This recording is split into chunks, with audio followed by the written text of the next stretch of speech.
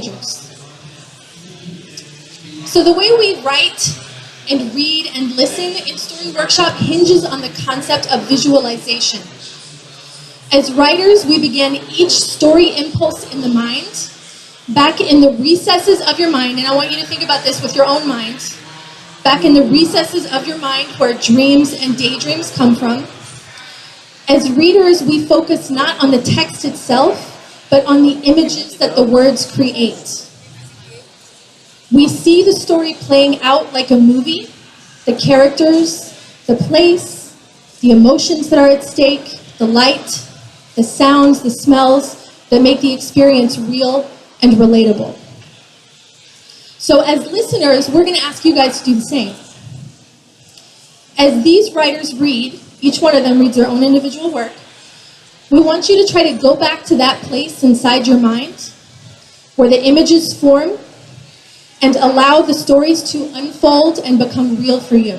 Before each piece, I'll give you a little intro about the student who wrote it and a little bit about what the piece itself entails so that you know what focus we want you to be looking for in that work, okay? So we're gonna start with Jhett Myers. Jhett Myers is a sophomore. Let's clap for Jhett. Jhett is a sophomore. Jhett draws from his personal experience, the people he knows, the things he sees, and he weaves the essence of his life into extremely original fiction, characterized by startling emotional insight and sensory details that will pull you into his world. With this piece, I want you to pay attention to the feeling of the story on your skin. Jhett, come on up.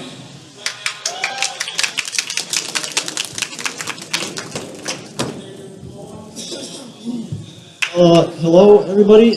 This is a story about a crusty guy.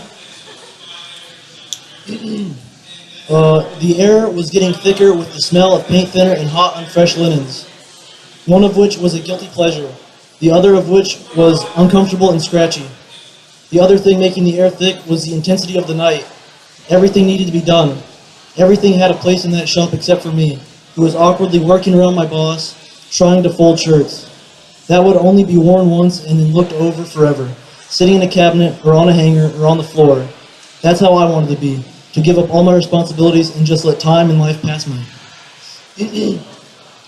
On the other hand, my boss had real responsibilities that needed to be done. My boss's gloves were all over the place. He had latex gloves, work gloves, and weird arm-length gloves that were very unnecessary.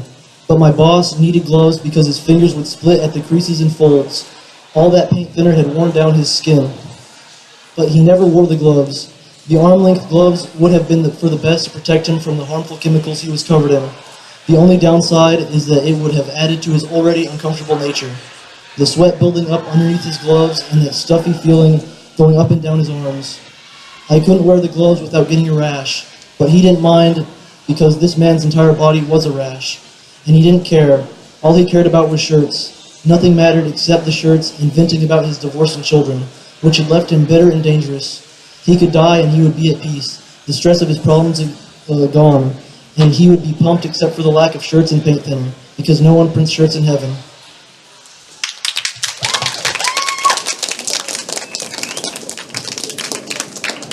Excellent. Thank you so much, Jhett. I can feel the gloves on my arms from when he wrote that in class still. Okay, our next writer is Sitlali Lugo. Sitlali is a junior.